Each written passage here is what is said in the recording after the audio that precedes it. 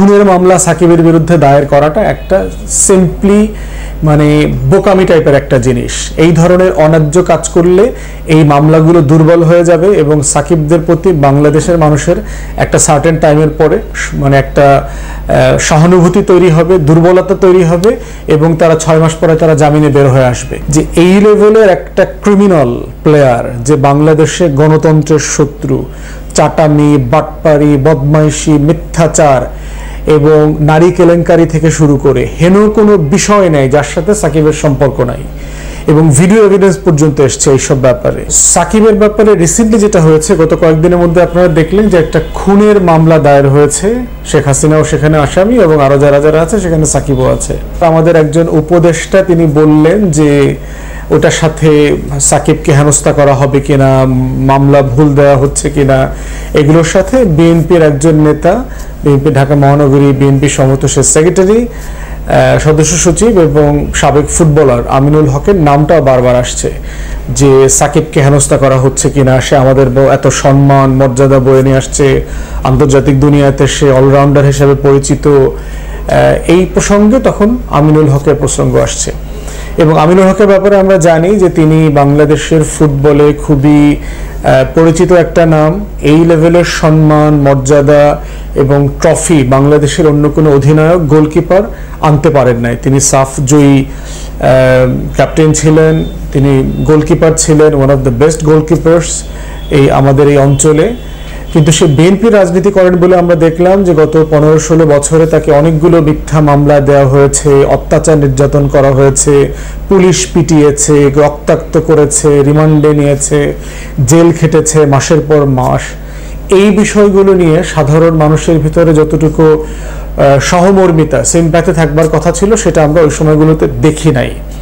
তাহলে সাকিবের ব্যাপারে এবং আমিনুল হকের ব্যাপারে যে জনগণের আচরণের দ্বিচারিতা, সেই জায়গাটা আমাদেরকে আইডেন্টিফাই করা দরকার যে এই লেভেলের একটা ক্রিমিনাল প্লেয়ার যে বাংলাদেশে গণতন্ত্রের শত্রু, চাটামি, বাটপারি, বদমাইশি, মিথ্যাচার এবং নারী কেলেঙ্কারি থেকে শুরু করে হেন কোনো বিষয় নেই যার সাথে সাকিবের সম্পর্ক নাই এবং ভিডিও এভিডেন্স পর্যন্ত এসছে এইসব। সাকিব আল হাসানকে নিয়ে বেশ আলাপ আলোচনা চলছে, তার বিরুদ্ধে হত্যা মামলা পর্যন্ত দায়ের হয়েছে এবং দুদকে একজন আইনজীবী মামলা দায়ের করেছে তার সম্পদের এবং তার যে বিভিন্ন দুর্নীতি আছে এগুলো নিয়ে তদন্ত করবার জন্য।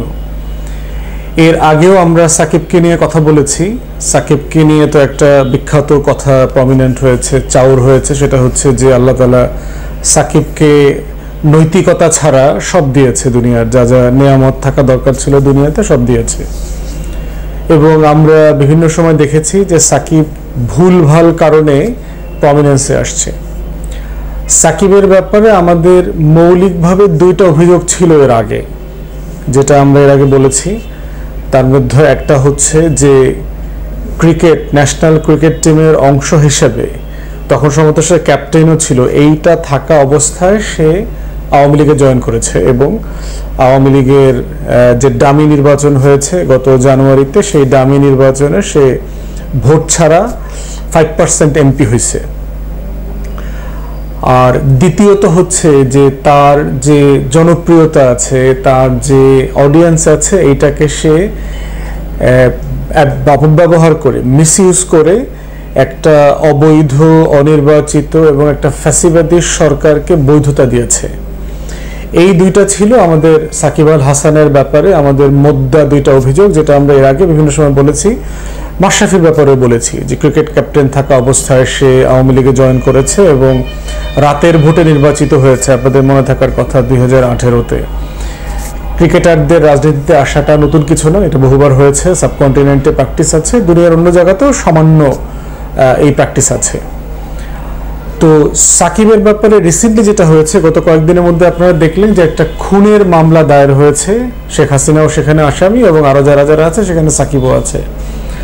আমরা এটাকে মনে করছি যেটা আসলে খুব শক্ত মামলার ব্যাপার না আর কি, যেটা আমরা অন্যান্য মামলার ক্ষেত্রেও মনে করছি যে খুবই দুর্বল, ভুয়া, গায়েবী টাইপের মামলা যেগুলো আওয়ামী লীগ এত বছর দিয়ে এসছে। ঠিক একই রকম ভাবে আওয়ামী যে প্রশাসনিক যে প্রেতাত্মারা আছে, পুলিশ সহ থেকে শুরু করে, তারা সবাই এই ধরনের মামলাটাই আবার দিচ্ছে। রাদার আজকে যেটা দেখলাম যে ব্যারিস্টার মিলহানুর রহমান নাওমি নামে একজন আইনজীবী সে দুর্নীতি দমন কমিশনে একটা অভিযোগ দায়ের করেছে এবং সেই অভিযোগের ব্যাপারে যে পড়লাম যে 5টা মেইনলি অভিযোগ ওখানে সে নথিভুক্ত করেছে এবং দুদককে বলেছে যে এগুলোর ব্যাপারে তদন্ত করবার জন্য সাকিবের ব্যাপারে। তো সাকিবের ব্যাপারে যে 5টা অভিযোগ আছে তার ভিতরে প্রথম অভিযোগ সে যেটা করেছে দেখলাম যে সবচেয়ে বড় ফিরিস্তি সেটা হচ্ছে শেয়ার বাজারে কেলেঙ্কারি এবং দুর্নীতিতে বিভিন্নভাবে ইনভলভ থাকা এবং সেখান থেকে বিভিন্ন সময় আপনারা পত্রিকায় দেখেছেন অনেক কোম্পানির সাথে অনেকগুলো ভুয়া কোম্পানি ভুয়া বিও অ্যাকাউন্ট দিয়ে তাকে এঙ্গেজ করে অ্যাডভাইজার করে কোম্পানিতে রেখে টেখে প্যাট্রন রেখে ব্র্যান্ড অ্যাম্বাসেডার করে বিভিন্ন ভুয়া কোম্পানি করে শেয়ার মার্কেটে দুর্নীতি করা হয়েছে এবং সেটা শত শত কোটি টাকা, কোথাও কোথাও 750 কোটি টাকার একটা অভিযোগের কথা আসছে, কেউ কেউ বলেছেন এটা ইনফ্যাক্ট হাজার হাজার কোটি টাকার একটা ব্যাপার। তো সাকিবের এটা একটা হিউজ ব্যাপার যেটা পত্রিকাতে আসছে, কিন্তু আমরা কোনো সিরিয়াস ইনভেস্টিগেশন কখনো দেখি নাই শেয়ার বাজারে যে সাকিবের দুর্নীতি এবং অংশগ্রহণ। দ্বিতীয়ত সাকিবের ব্যাপারে যে দুদকের মামলাতে অভিযোগ করা হয়েছে সেখানে বলা হয়েছে যে জুয়ার ব্যবসার সাথে আপনারা দেখেছেন যে বিভিন্ন বেটিং সাইটের সে তার বিজ্ঞাপন গেছে, সেগুলোকে প্রমোট করেছে অ্যাম্বাসেডার হিসেবে হ্যানত্যান হিসেবে আর কি। তো জুয়ার ব্যবসার সাথে বিভিন্নভাবে সে ইনভলভ, দেশের এবং বিদেশের বিভিন্ন কোম্পানিকে সে বিভিন্ন সময় প্রমোট করেছে। তৃতীয় একটা অভিযোগ দেখলাম যে আপনাদের হয়তো মনে থাকবে গত বছর অথবা তার আগের বছর দুবাইতে একটা বাঙালি প্রবাসী একজন একটা স্বর্ণ ব্যবসায়ী দোকান উদ্বোধন করতে সে দুবাই গিয়েছিল এবং সেই যে লোকের এটা দোকান তিনিও বিভিন্নভাবে অনেক অন্যায় অপকর্মের সাথে জড়িত ছিলেন, বাংলাদেশ থেকে তাকে পালিয়ে তারপরে দেশের বাইরে যেতে হয়েছে। তো এই স্বর্ণ চোরা কারবারি স্বর্ণ চোরাচালানদের সাথেও সাকিবের সংশ্লিষ্টতা এবং বিভিন্নভাবে ইনভলভ থাকার কথা আমরা বিভিন্ন সময় পড়েছি এবং আজকে দুদকে যে অভিযোগ দেওয়া হয়েছে সেখানে এটা দেখলাম। চতুর্থ দেখলাম যে প্রতারণা করে পয়সা বাগানো, পয়সার মালিক হওয়া, বিভিন্ন কোম্পানিকে প্রতারণার মাধ্যমে এনরিচ করা, তাদেরকে সমৃদ্ধ করা, ধনী করবার চেষ্টা করা, সেগুলো আমরা দেখেছি। সাকিবের ব্যাপারে ক্রিকেট রিলেটেড দুর্নীতি আছে, আপনারা জানেন যে বিভিন্ন বেটিং কোম্পানি তাকে অ্যাপ্রোচ করেছে, ক্রিকেটের আইন আছে যেটাকে বোর্ডের সাথে তাকে শেয়ার করতে হবে, পাবলিক করতে হবে, সেই ধরনের অনেক তথ্য তিনি গোপন করেছেন এবং শেয়ার করেন নাই, তাকে এই জন্য শাস্তিও দেওয়া হয়েছে ক্রিকেট বোর্ডের পক্ষ থেকে, আন্তর্জাতিক ক্রিকেট বোর্ডের পক্ষ থেকেও। আর একটা অভিযোগ দেখলাম এখানে যে সাকিব আল হাসানের বিপক্ষে, সেটা হচ্ছে গত বছর নির্বাচন যে দামি নির্বাচনে সে অংশগ্রহণ করেছে, নির্বাচন কমিশনে যে হলফনামা দিয়েছে, বিভিন্ন পত্রিকার রিপোর্টে যে কথাগুলো আসছে সেখানে আসছে যে এই হলফনামার সাথে তার আসল সম্পত্তি, পত্রিকাতে যে আগের সম্পত্তিগুলোর কথা বিভিন্ন সময় এসছে সেগুলোর মিল ছিল না। তো আজকে দুদকে যে অভিযোগগুলো আসছে সাকিব আল হাসানের বিপক্ষে, সেখানে এই 5-6টা মেজর অভিযোগ দেওয়া হয়েছে এবং দুদককে বলা হয়েছে এগুলো তদন্ত করবার জন্য। যদিও আমরা দেখলাম যে বাংলাদেশের গণমাধ্যমে এই আইনজীবীর দায়ের করা যে অভিযোগটা সেটা খুব বেশি হইচই হয় নাই অথবা খুব বেশি আলোচিত হয় নাই।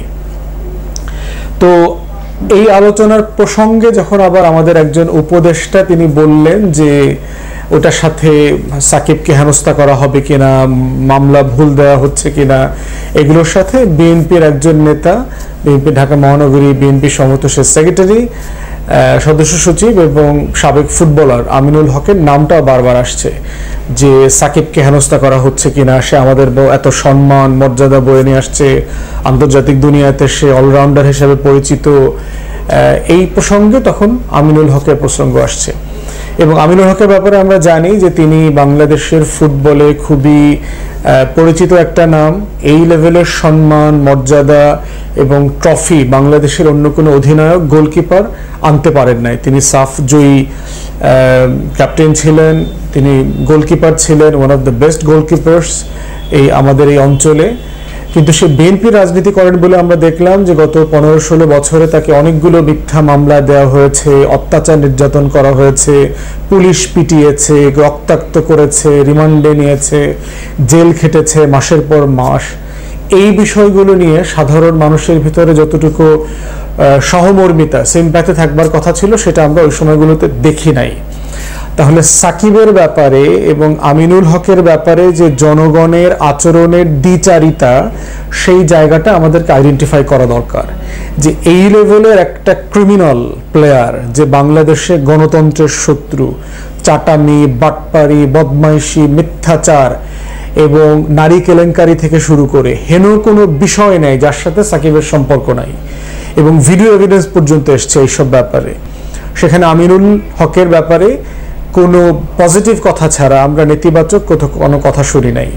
এবং আমরা দেখেছি যে আরেকজন ক্রিকেট ক্যাপ্টেন মাশরাফিও ঠিক একই রকম বেইমানি করেছে। বাংলাদেশের ক্রিকেট যে জনতা আছে, ক্রিকেট পছন্দ করা যে তরুণ প্রজন্ম আছে, তাদের সাথে তাদের অনুভূতি এবং আবেগের সাথেও সে অত্যন্ত গাদ্দারি টাইপের আচরণ করেছে।